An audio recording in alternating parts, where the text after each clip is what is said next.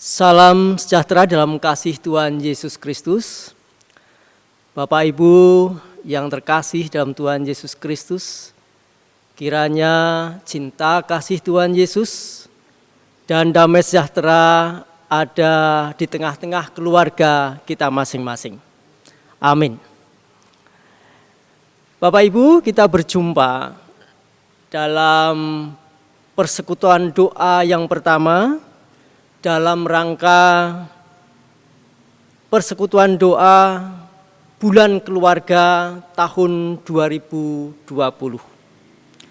Dan pada kesempatan ini mengambil tema bahasa tubuh alat damai sejahtera kita. Marilah kita akan memulai, kita akan mendengarkan sabda Tuhan diambil dari Efesus 4 ayat 25 sampai dengan 42. Mari kita baca bersama-sama. Efesus 4 ayat yang ke-25 sampai dengan ke-32, demikian kesaksian firman Tuhan.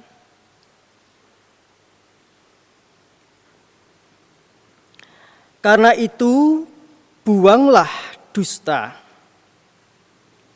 dan berkatalah benar seorang kepada yang lain, karena kita adalah sesama anggota. Apabila kamu menjadi marah, janganlah kamu berbuat dosa. Janganlah matahari terbenam sebelum padam amarahmu. Dan janganlah beri kesempatan kepada iblis. Orang yang mencuri, janganlah ia mencuri lagi. Tetapi baiklah ia bekerja keras dan melakukan pekerjaan yang baik dengan tangannya sendiri, supaya ia dapat membagikan sesuatu kepada orang yang berkekurangan. Janganlah ada perkataan kotor keluar dari mulutmu, tetapi pakailah perkataan yang baik untuk membangun di mana perlu, supaya mereka yang mendengarnya beroleh kasih karunia. Dan janganlah kamu mendukakan Roh Kudus Allah yang telah memeteraikan kamu menjelang hari penyelamatan. Segala kepahitan, kegeraman, kemarahan, pertikaian, dan fitnah hendaklah dibuang dari antara kamu. Demikian pula segala kejahatan. Tetapi hendaklah kamu ramah seorang terhadap yang lain, penuh kasih mesra dan saling mengampuni, sebagaimana Allah di dalam Kristus telah mengampuni kamu. Yang berbahagialah ialah orang yang mendengarkan sabda Tuhan dan senantiasa memelihara di dalam kehidupan setiap hari.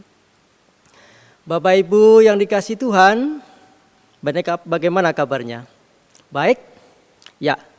Di dalam kita berkomunikasi ada dua hal yang sering kita lakukan. Yang pertama adalah dengan berkata-kata atau orang menyebut secara verbal. Yang kedua adalah disertai dengan bahasa tubuh atau sering disebut dengan nonverbal atau dengan gestur, bahasa tubuh. Orang di dalam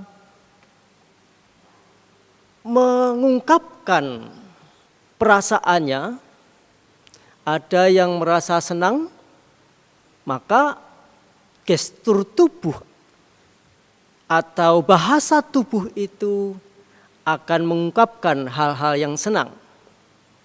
Dia akan tersenyum dengan lebar dan matanya berbinar-binar. Tetapi lain halnya orang yang pada saat itu kondisinya marah, maka gestur atau bahasa tubuhnya akan menunjukkan hal itu. Contohnya, mata bisa melotot. Lalu senyumannya menjadi senyuman yang sinis, sama-sama senyum, tapi beda artinya. Kalau senang, senyum lebar, kalau marah, senyum sinis. Saudaraku yang dikasihi Tuhan, di dalam kehidupan kita, keluarga kita masing-masing, dan juga di dalam kehidupan jemaat, seringkali kita salah di dalam memahami arti dari bahasa tubuh itu. Kalau kita tidak bisa memahami arti dari bahasa tubuh orang lain, maka kita akan mengalami masalah yang baru. Orang yang senyum sinis kepada kita, lalu kita artikan itu baru senang, ya tentu akan jadi masalah. Orang yang senang, senyum lebar, lalu kita mengartikan bahwa ia sedang susah, ya jadi masalah pula. Bapak Ibu yang dikasihi Tuhan Yesus Kristus, kalau sudah salah dalam mengartikan atau memahami dari bahasa tubuh orang lain, bahasa tubuh suami, bahasa tubuh istri, bahasa tubuh anak-anak kita, maka akan menjadi masalah di dalam keluarga kita. Akan terjadi cuek, akan terjadi masa bodoh, menganggap sepi, meremehkan anggota keluarga yang lain, meremehkan anggota jemaat yang lain, maka akan terjadi keributan, perselisihan, sehingga hubungan antar anggota keluarga, hubungan antar anggota jemaat akan tidak baik, akan mengalami masalah. Saudara-saudara, hal ini pun pernah terjadi di jemaat Efesus. Rasul Paulus memberikan nasihat-nasihat bagi jemaat di Efesus itu. Karena hal komunikasi ini terjadi miskomunikasi di antara jemaat di sana. Ada 4 hal Bapak Ibu sekalian. Nasihat Rasul Paulus kepada jemaat Efesus. Pun pada hari ini kita juga diberikan nasihat oleh Rasul Paulus. Bagaimana kita boleh untuk melakukan komunikasi dengan keluarga kita. Bagaimana kita melakukan komunikasi dengan jemaat satu dengan yang lain. Yang pertama adalah bahwa kekayaan orang Kristen itu sudah diberikan oleh Allah di dalam diri Tuhan Yesus Kristus. Kekayaan rohani yang begitu besar yang dianugerahkan Tuhan Yesus Kristus kepada kita, bahwa kita boleh beroleh hidup yang kekal. Kita ada di dalam lingkup kasih yang luar biasa di dalam Tuhan Yesus Kristus.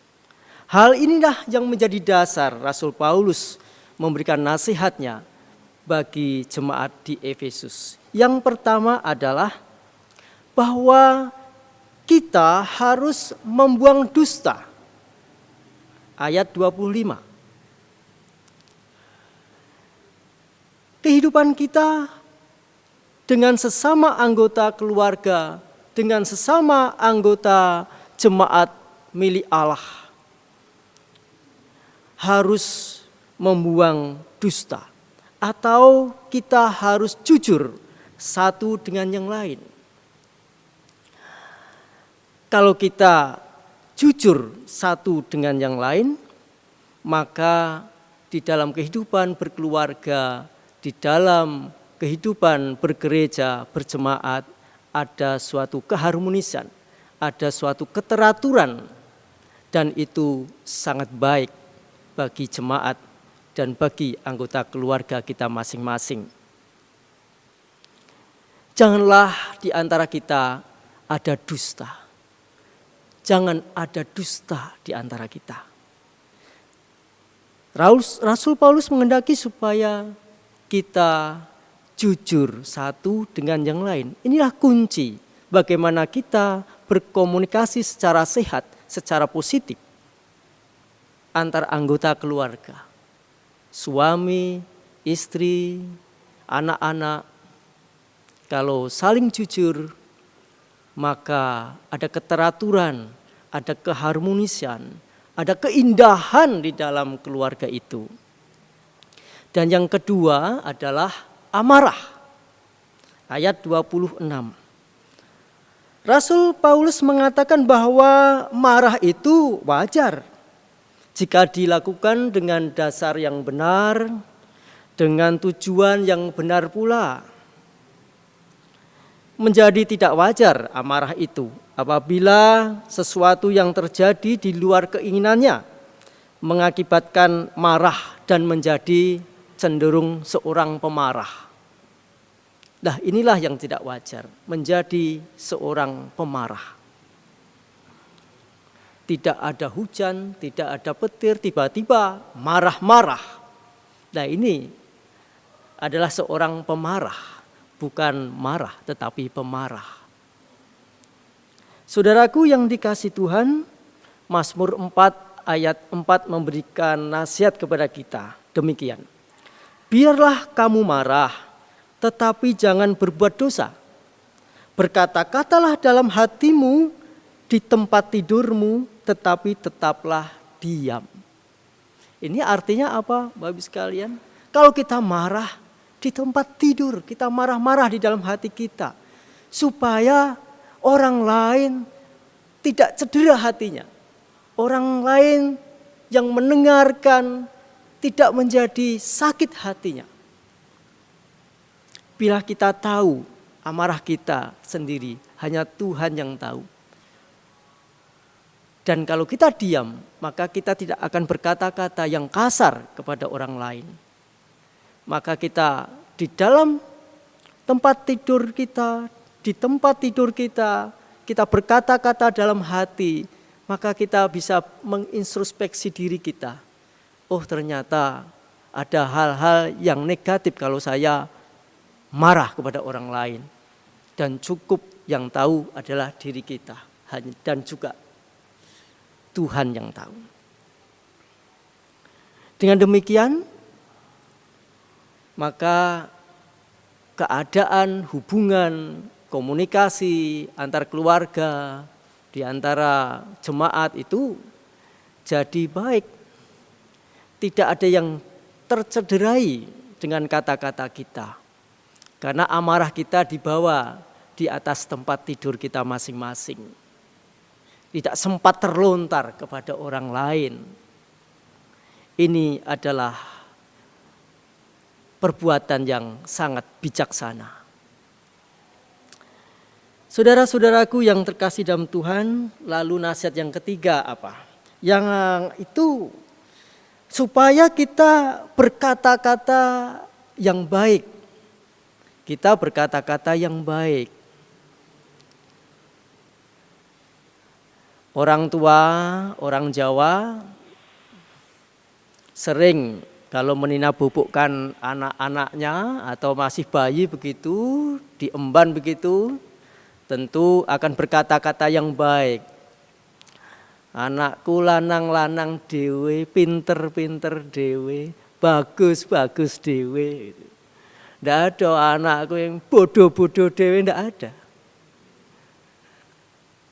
Menina-bubukkan dengan berkata-kata, orang tua berkata-kata dengan menggendong anaknya tentu yang baik-baik.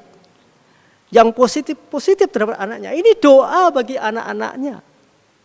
Bagus dewe, pinter dewe, ganteng-ganteng dewe, ayu-ayu dewe. Seakan-akan yang lain tidak ada. Saudara yang dikasih Tuhan, oh alangkah baiknya. Kalau kita selalu berkata-kata yang baik. Kata-kata kita itu penuh berkat bagi suami, berkat bagi istri, berkat bagi anak-anak kita. Bukan kutuk, tapi kata yang baik, kata-kata yang penuh berkat. Dan itu akan mendatangkan berkat, puji Tuhan. Akan mendatangkan berkat. Kata-kata yang positif, yang baik akan mendatangkan berkat bagi kita dan juga bagi sesama kita, bagi anggota keluarga kita, bagi istri kita, bagi suami, bagi anak-anak kita, bagi sesama kita, bagi semua orang. Marilah kita berkata-kata yang baik, berkata-kata yang positif. Dan yang terakhir Bapak Ibu sekalian, nasihat Rasul Paulus adalah supaya setiap jemaat, supaya setiap anggota keluarga, suami, istri, bapak, ibu, anak-anak, ramah satu dengan yang lain. Coba kalau kita bangun tidur, kita memberikan bahasa tubuh gestur dengan menepuk pundak anak kita. Pagi anakku, itu suatu komunikasi yang efektif. Anak merasa senang, anak merasa diperhatikan oleh orang tuanya. Bangun tidur, suami mencium kening istrinya, luar biasa. Itu satu gestur, bahasa tubuh yang positif. Bahasa kasih, bahasa cinta. Mari kita kembangkan bahasa cinta, bahasa kasih, dan bukan bahasa kebencian. Dengan senyuman yang lepas, dengan anggukan kepala, dengan menunjukkan jempol kita, bahkan 2 jempol tangan kita tunjukkan pada orang lain. Luar biasa kamu. Oh, sungguh baik kamu. Hebat kamu. Luar biasa. Dan bukan membenci orang lain. Saudara-saudaraku yang dikasihi Tuhan, melalui persekutuan doa yang pertama ini, marilah kita tumbuh kembangkan bahasa tubuh, gestur yang positif di dalam kehidupan kita, kehidupan berkeluarga, di keluarga kita masing-masing, di jemaat kita GKJ Mojosongo ini, gestur, bahasa tubuh yang positif, bahasa tubuh yang baik. Maka ada keharmonisan, ada suasana cinta kasih di antara kita, ada kejujuran, tidak ada amarah, tidak ada kebencian, tetapi adanya bahasa cinta kasih di antara kita.